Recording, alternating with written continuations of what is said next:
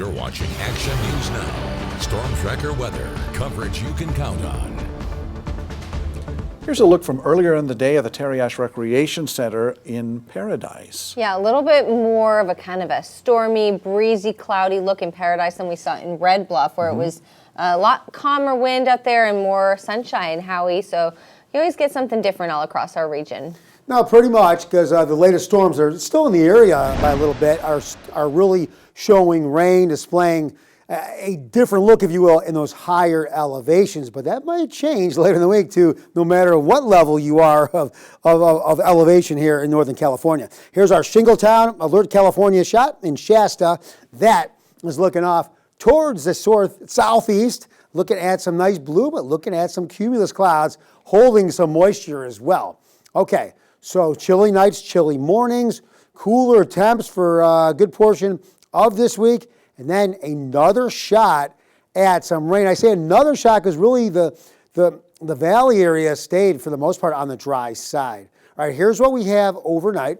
Temperatures dropping down into the mid to upper 40s. We've been in this ground for a while, and then the higher ups, we've been dropping into the mid to upper 30s. But look where we're going now. Now, kind of settling down in the low. I mean, we've had a couple rogue upper 20s, but now really dropping down closer to 30 degrees. This might be getting closer to a constant.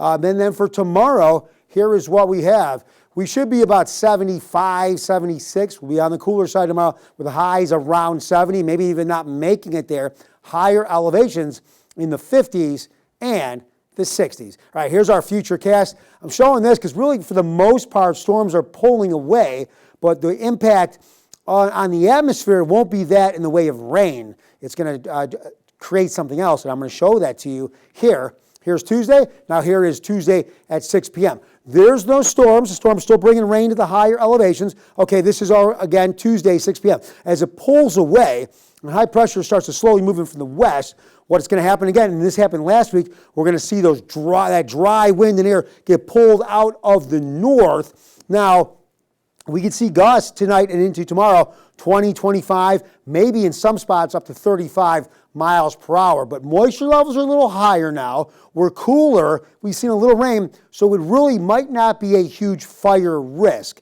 And then later in the week, I talk about fire risk. There is a chance that these storms, that these storms put an end to fire season if we get enough rain to start impacting our super, super dry atmosphere and environment, really the fuels I'm alluding to. Here's a look at the week. So yes, a cooler week for sure. Maybe some showers and maybe some soaking showers for Halloween. Now looking ahead for Redding, really under the same scenario. So again, very, very, very fall-like, and a couple rain days in there that has a chance at putting a big dent in fire season. That's great to hear. Thanks, Howie.